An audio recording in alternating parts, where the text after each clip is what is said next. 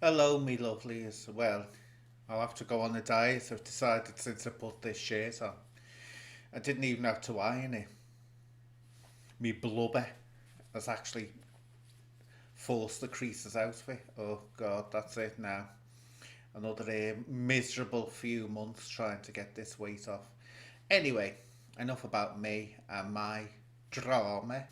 Anyway, what I want to talk about today is this Decca Heggie, Steve Wraith. Now, I don't know whether I'm pronouncing his name right or not. I haven't checked up on it. Is it Wraith or Wrath? Wraith, I'd say, is what, isn't it? Steve Wraith. And people are starting to ask the question: are these podcast wars and dramas being manufactured simply to get views? Because Decca Heggie is suddenly starting to get a lot of attention. I don't think in Decca Heggie's situation that it's manufactured. I think him and Steve Wraith are exploiting the drama that's been created because Decca Heggie has been the subject of a lot of, if you could call it trolling, has been subject to that. Now, he has done things in the past, he has done things that people are going to pull him up on. And I haven't looked into him too much in depth because one thing I think he's good when he's hosting a podcast between people like he did with Darren G and he did with Sean Atwood. He's good doing that, hosting it, because he knows to keep his mouth shut, and he will jump in now and again to try and get it back on track. But when he's doing the talking, and this is the only thing that gets on my nerves about him, he's got an awful habit of sucking his teeth when he's talking. If he's basically the one talking to the camera all the time, he does this. Not a good thing to do, and I heard that many moons ago when I was still a child, being trained up in the ballet world, and I remember hearing about people who go for auditions for newsreaders. I'm going to ignore that. There we go. That's me talking. I can't be bothered stopping this video again.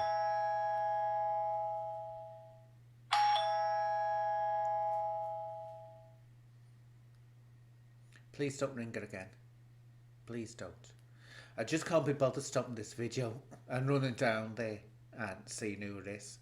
So, anyway, let them get on with it. Please don't ring it again or that will go off. Bit of entertainment for you there, wasn't it? My video doorbell going off.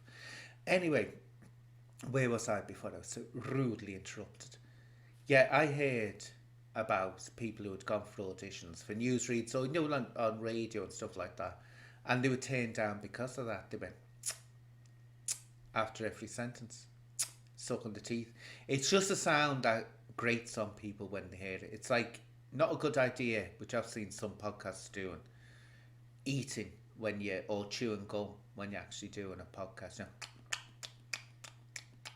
People hate that. They absolutely triggers them right off.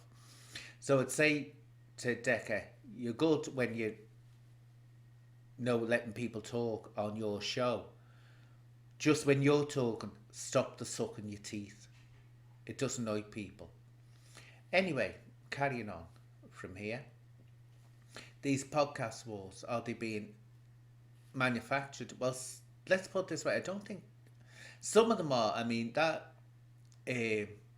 was it living in London when he went up against Marvin Herbert. That all seemed very suspicious. But what's the end result? But with Decca Heggie, I say, and Steve Wraith, or Wrath, I don't know how to pronounce that name. With them, I think it's more a case of it's happened. This is a genuine dispute they got into. Was very much a genuine dispute, but they're just going to make use of it. But there's a danger in doing that. And the danger is, come together, resolve the dispute, then let it go. Because if they carry it on with these podcast wars that are going on and going on, you're seeing it with Sean Atwood and James English. What's been going on there? What can happen is it becomes self-destructive and it gives out the wrong message. And like Sean wisely, and I don't know whether James has or not because he's very quiet. He's not speaking on it, which is a good thing. I think they've decided let it go now, just end it there and stop it, because if it carries on and carries on, what happens in the end? The end result of that is that it starts eating itself up, and the dramas have to get more and more extreme to be entertainment, because that's what it becomes. The drama in itself becomes a form of entertainment, and that's why the person's getting the clicks. So they have to get more extreme with it to get there. You see it happening with Darren G. All these kickoffs and all that. Are some of these kickoffs planned because he knows he'll get attention from it? But I say that attention only lasts so long, and it can backfire, which happened to me. It can backfire spectacularly in your face. And that's how me and Sean Atwood decided to resolve the issues we had and move on with it and get as far away from this Daddygate scandal as we could. Because literally, I went into that, high drama, Real Housewives, source of mode, bitchy and all this. And you don't realise it can attract horrible attention. And that attention is still surrounding me now with some very disturbed podcasters who just won't leave me alone, but have to get through that. But that's all I'd say. Have to be very, very careful that what happens is that if this drama between, let's say, Decca and Steve does become like a manufactured thing to get clicks, people pick up on it and it gets bloody boring after a while. And also it destroys the message. If they're putting out the message of positivity, though those two aren't, they're not in that league. I mean, they're not in the league that the ex-bad boys trying to, lead the youth in a new direction, get the youth out of their trouble and not going into the bad ways they did. They're not sort of in that genre, but the ones that are in that genre that are doing that, they're the ones that are actually destroying the message that they're giving out. And that's why Marvin Herbert was right when he said, when Dan G was goading him, I want to fight. That's why Marvin Herbert was so right to turn around and say, yeah, Darren, of course, you're right. You could beat me. You could do this. Of course, Darren, you're right. He was right to do that. Darren, I'm not going to waste your time today, son. You're right. I'm a shithouse. I'm scared of you. You're so sensible and so loved that you got the whole country behind you, and I'm too intimidated to come to Birmingham because I'm scared that you're going to do what no one else has ever been able to do to me. And not get involved in that part of it. Though he did bring it onto his channel. I think the one that got it right, what's his name? Sam Walker? Is that his name?